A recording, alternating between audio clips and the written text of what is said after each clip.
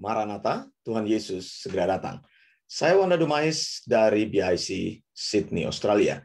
Saudara yang dikasih Tuhan, Matius 12 ayat 38 sampai dengan ayat yang ke-40.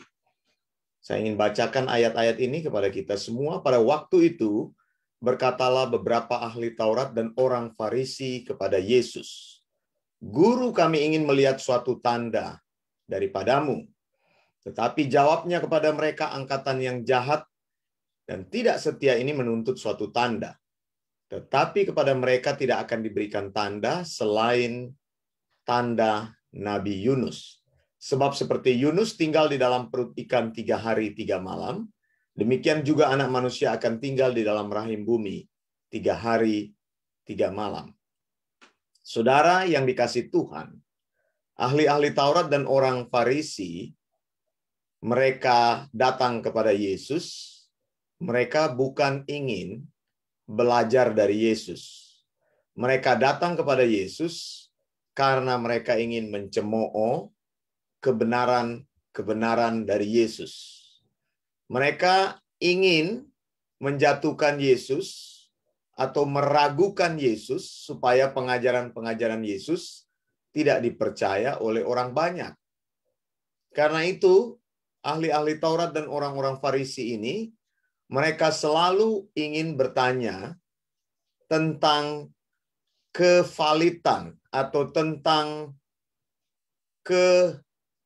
sahnya pelayanan Yesus di muka bumi. Apakah benar Yesus itu adalah seorang nabi yang diutus oleh Allah ke dunia ini? Lalu mereka bertanya, kalau memang engkau adalah guru, kalau memang engkau adalah Mesias itu, kalau memang engkau yang mendapat wewenang untuk mengajarkan firman Allah, tandanya apa supaya kami percaya? Padahal ketika Yesus datang ke bumi ini, dia berkata bahwa kerajaan Allah ada di antara kamu. Mengapa kerajaan Allah ada di antara mereka? Karena Yesus membuktikan kerajaan Allah itu dengan tanda-tanda yang menyertainya. Jadi yang pertama, mujizat, kesembuhan, pelayanan-pelayanan ajaib yang dikerjakan oleh Yesus menyatakan bahwa Injil yang dia beritakan adalah Injil yang valid. Jadi itu bukan sebuah tanda untuk memuaskan orang, tetapi menyatakan bahwa sejak waktu itulah terjadi perubahan yang penting. Dunia memasuki apa yang disebut dengan perjanjian baru. Perjanjian baru itu adalah sebuah perjanjian yang Allah kerjakan kepada manusia melengkapi perjanjian lama. Dan pesannya itu adalah sama. Perjanjian lama Allah berbicara mengenai Mesias sama, dan perjanjian baru Allah berbicara mengenai Mesias. Perjanjian lama dan perjanjian baru saling meneguhkan satu sama lain. Jadi tidak ada berita di sini yang bertolak belakang bahwa kebenaran-kebenaran Allah yang disampaikan di dalam perjanjian lama adalah kebenaran-kebenaran Allah yang sama yang harus dipahami di dalam perjanjian baru. Yaitu kebenarannya hanya satu. Kebenaran itu bicara mengenai Yesus Kristus, dan kebenaran itu adalah Yesus Kristus sendiri. Kebenaran Allah tidak pernah berubah dari perjanjian lama sampai perjanjian baru. Nah, orang-orang Farisi dan ahli-ahli Taurat berusaha mengganggu pelayanan Yesus, berusaha mendelegitimasi pelayanan Yesus, berusaha mengatakan bahwa Yesus itu tidak valid, tidak benar. Dia bukan orang yang dinanti-nantikan, dia bukan Mesias yang sebenarnya itu. Lalu mereka bilang kepada dia, kalau memang engkau adalah orang yang dijanjikan itu, kalau memang pengajaranmu itu adalah pengajaran yang benar, kalau memang pengajaranmu itu sungguh-sungguh pengajaran yang datangnya dari Allah kebenaran itu, berikanlah kami tandanya. Saudara yang dikasih Tuhan, manusia berusaha mencari tanda-tanda itu. Manusia berusaha mencari bukti-bukti fisik mengenai kebenaran Allah. Padahal bukti fisik yang terbesar adalah kedatangan Yesus di muka bumi ini. Dan sesudah itu, engkau tidak perlu membuktikan kebenaran Allah dengan semua tanda. Dengan mujizat, dengan segala sesuatu yang kau bisa rasakan dengan indera-indramu. Injil tidak perlu dibuktikan dengan hal seperti itu. Dan orang percaya tidak disarankan untuk mengejar kebenaran Allah dengan mencari tanda-tanda dan pengalaman dalam hidupnya. Orang percaya perlu mengisi hidupnya dengan kebenaran Allah yang sudah datang. Perjanjian lama dan perjanjian baru itu adalah kebenaran Allah yang tidak pernah berubah. Saya buktikan di sini. Yesus mengambil sebuah analogi. Kalau engkau menuntut tanda, maka kepadamu sebenarnya tidak akan diberikan tanda. Sebab engkau sudah mengenal mengenai kisah Nabi Yunus. Yesus berkata tanda Nabi Yunus. Tanda Nabi Yunus itu apa? Yunus ditelan oleh ikan yang besar selama 3 hari 3 malam. Tanda Yunus adalah sebelum Allah melakukan murkanya kepada Nineve, maka Allah mengirimkan Yunus sebagai orang yang menyampaikan kebenaran Allah untuk meredam murka Allah kepada orang-orang Nineve supaya mereka berbalik dari jalannya yang sesat. Dan sebelum terjadi sebuah perubahan keselamatan kepada orang Nineve, Yunus mengalami 3 hari 3 malam berada di dalam perut ikan. Jadi Yesus di sini sedang berbicara tentang pengumuman pelayanannya, tentang apa yang akan terjadi kemudian dengan hidupnya sebagai sebuah tanda Mesias. Tanda Yunus adalah tanda untuk orang Nineve. Itu terjadi di dalam perjanjian lama. Sebelum Allah menghukum, Allah menegur, Allah menyatakan kebenarannya melalui nabi-nabinya. Allah akan terus menegur, Allah akan terus mengasihi, Allah akan terus menyampaikan sound doktrinnya. Supaya apa? Supaya orang boleh mendengar dan mereka boleh mempunyai kesempatan untuk berbalik. Tanpa pemberitaan Injil kasih karunia, tidak ada peluang untuk kasih karunia Allah dinyatakan. Harus ada Injil kasih karunia, satu. Kedua, harus ada orang yang memberitakan Injil kasih karunia itu. Dan ketiga, harus ada orang yang mendengar Injil kasih karunia itu. Supaya kasih karunia Allah dicurahkan bagi orang-orang yang belum diselamatkan. Lalu Yesus katakan, tanda anak manusia. Anak manusia ini adalah istilah yang Yesus pakai untuk menyatakan bahwa dia adalah Mesias. Tanda anak manusia adalah tanda untuk generasi ini. Jadi sesudah Yesus tidak ada tanda-tanda lainnya. Jangan mencari Tuhan dengan mencari tanda-tanda lainnya. Jangan percaya kepada Tuhan hanya karena engkau ingin doamu dijawab. Jangan percaya kepada Tuhan hanya karena engkau ingin masalahmu dijawab. Jangan percaya kepada Tuhan hanya karena masa depanmu ingin dijamin oleh Tuhan.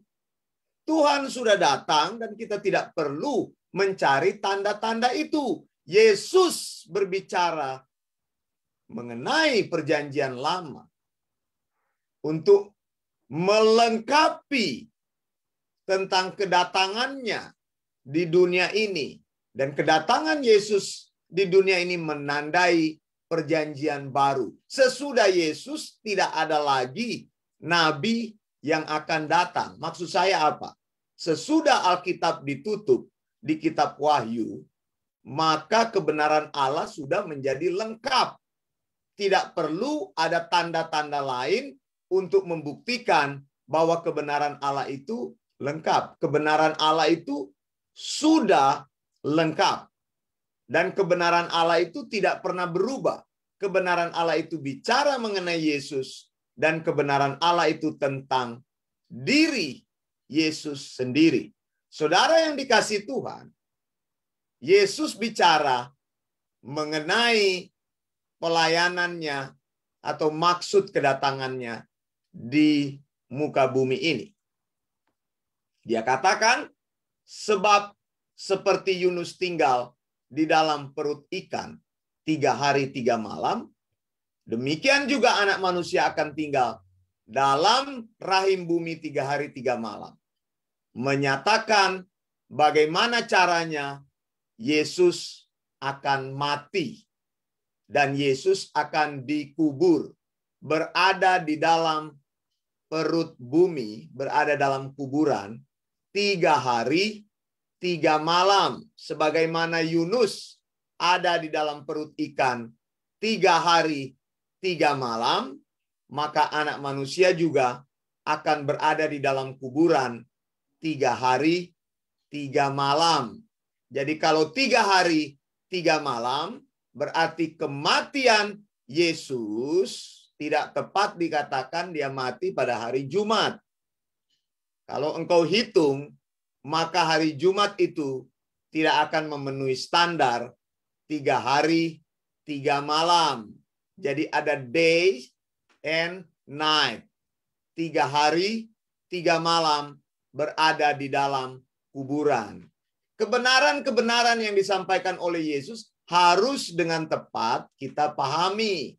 Tidak boleh kebenaran-kebenaran itu hanya dipahami sebagai kebenaran yang sambil lalu saja. Harus diselidiki dan diajarkan dengan tepat. Kalau engkau hitung kalau Yesus mulai dikubur hari Jumat, kemudian dia ada di dalam kuburan tambah hari Sabtu, lalu hari Minggunya sudah bangkit, maka itu hanya beberapa hari saja. Untuk memahaminya, maka kita harus memahami Perjanjian Lama dengan tepat. Perjanjian Lama berkata dalam Kejadian 1 ayat ke-5 dikatakan, dan Allah menamai terang itu siang dan gelap itu malam, jadilah petang dan jadilah pagi, itulah hari pertama. Cara menghitung hari orang Israel, orang Yahudi, mereka menghitung hari mulai dari petang. Jadi ketika jam 6 sore, maka hari itu dimulai sebagai hari yang baru. Jadi kalau Yesus dikubur pada hari Jumat petang, maka sebenarnya itu sudah hari Sabtu. Kalau engkau mempercayai Yesus mati pada hari Jumat, maka hanya dikubur pada hari Sabtu, besoknya sudah bangkit. Maka Yesus menjadi nabi yang perkataannya tidak bisa dibuktikan. Kata-kata pengajaran Yesus haruslah kata-kata pengajaran yang benar. Kita mempercayai sound doctrine. Kita mempercaya firman Allah, firman Tuhan yang benar, karena Allah yang mewahyukannya adalah Allah yang benar. Maka firman Allah tidak mungkin salah. Firman Allah tidak mungkin bertentangan. Yesus mengajar firman Tuhan dari Perjanjian Lama karena dia menggunakan Alkitab Perjanjian Lama, dia menggunakan Tanakh, dia menggunakan Alkitab Yahudi di dalam Perjanjian Lama, yaitu bahasa Ibrani. Dan ketika murid-murid meneruskan pengajaran Yesus, maka murid-murid daripada mereka menyatakan pengajaran secara lisan, kemudian pengajaran-pengajaran itu dituliskan, akhirnya kita mempunyai kebenaran yang lengkap, yaitu Alkitab dalam bahasa asli, Alkitab yang disebut dengan Alkitab bahasa Yunani. Melengkapi Alkitab Perjanjian Lama, terjadilah Alkitab Perjanjian Baru. Dan semua kebenaran-kebenaran itu harus dicari. Jadi kalau orang Perjanjian Lama di Kejadian 1 ayat 5 Musa berkata bahwa hari dimulai pada saat petang berganti, tidak mungkin Yesus meninggal pada hari Jumat atau Jumat Agung. Teori ini tidak mungkin kita terima karena dia sendiri berkata anak manusia akan berada di dalam perut bumi 3 hari 3 malam. Perut bumi maksudnya di dalam kuburan. Supaya apa? Supaya jelas bahwa Yesus itu benar-benar mati. Bukan mati suri, bukan baru mati, kemudian bangkit. Orang yang bernama Yesus itu benar-benar mati, dan dia mati selama 3 hari dan 3 malam. Di mana ada manusia yang mati 3 hari 3 malam, kemudian bangkit. Ini sudah pernah dibuktikan Yesus ketika dia membangkitkan orang yang bernama Lazarus. Orang-orang itu bilang, Tuhan, dia sudah mati selama 4 hari. Dan Yesus katakan, akulah kebangkitan dan hidup. Barang siapa yang percaya kepadaku, dia akan hidup meskipun dia sudah mati. Amin, saudara. Dan saya mempercayai bahwa pemberi hidup itu adalah Allah. Maka saya meyakini bahwa Yesus, dia bukan saja membangkitkan orang mati, tapi dia mampu membangkitkan dirinya sendiri. Maka dia bukan manusia biasa. Dia adalah Allah pemilik kehidupan ini. Dia mati selama 3 hari 3 malam. Bukan mati suri, bukan pura-pura mati, bukan mati secara roh, tapi mati secara jasmani. Ini juga memberikan pengertian kepada kita bahwa Allah sanggup membangkitkan tubuh yang mati meskipun tubuh itu sudah tidak mempunyai bentuk sama sekali.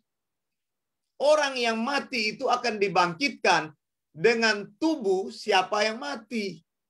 Jadi Tuhan tidak membangkitkan orang mati dengan tubuh orang lain. Karena Yesus katakan, aku akan berada dalam perut bumi 3 hari 3 malam. Yesus yang sama, yang mati selama 3 hari, mati selama 3 malam, dan dia bangkit sebagai Yesus yang sama, yang dikenal oleh murid-murid pada saat sebelum dia mengalami penderitaan dan kematian. Dan Yesus itulah yang dikenal, yang sama, Yesus yang bangkit dari kematian.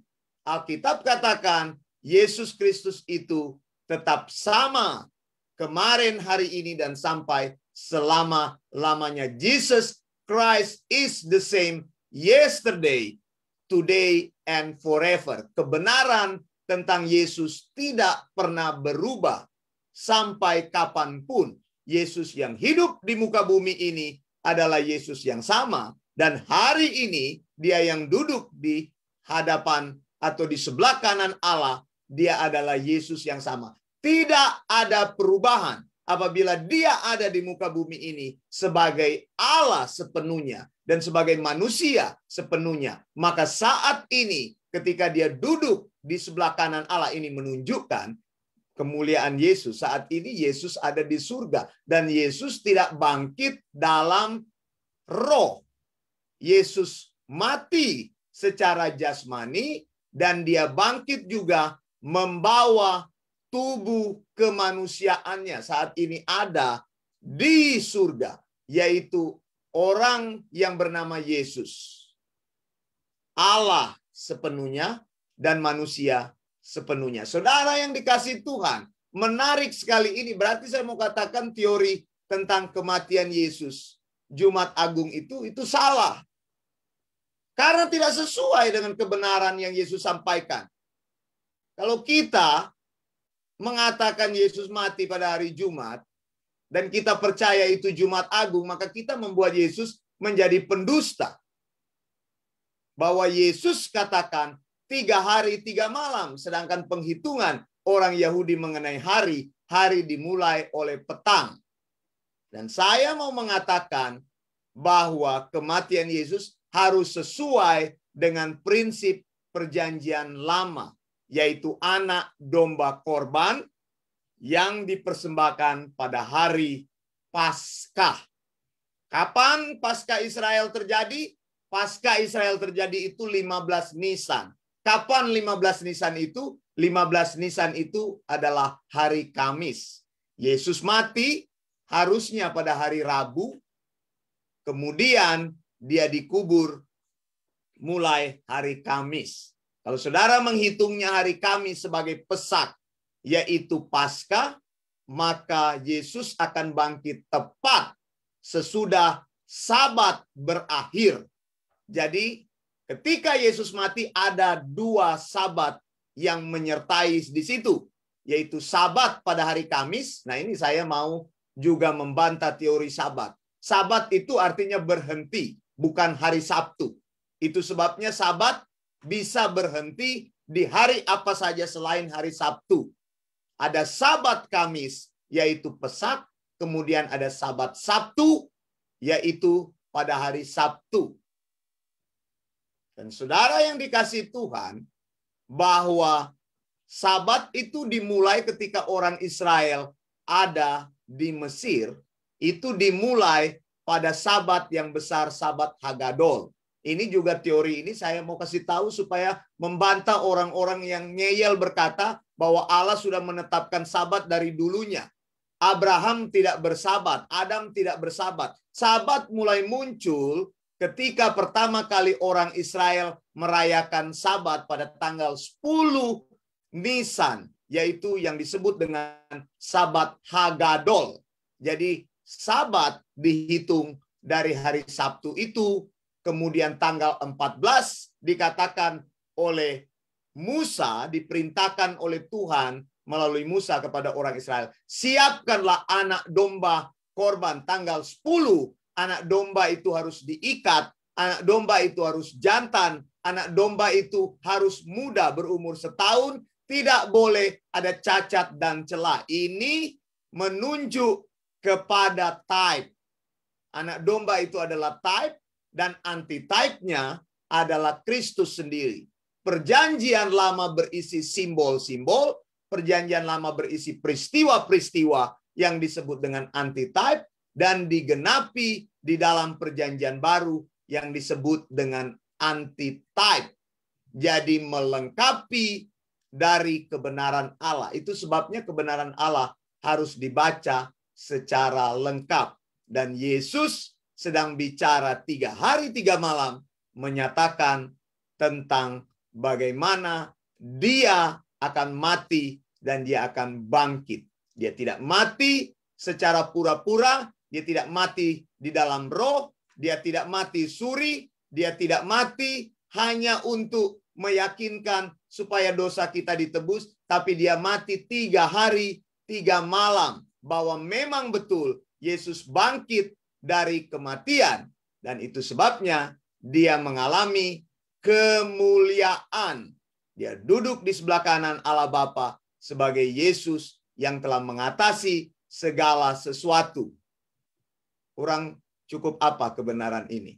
Apakah engkau masih meragukan Yesus? Percayalah kepada Yesus tanpa percaya kepada tanda-tanda lain.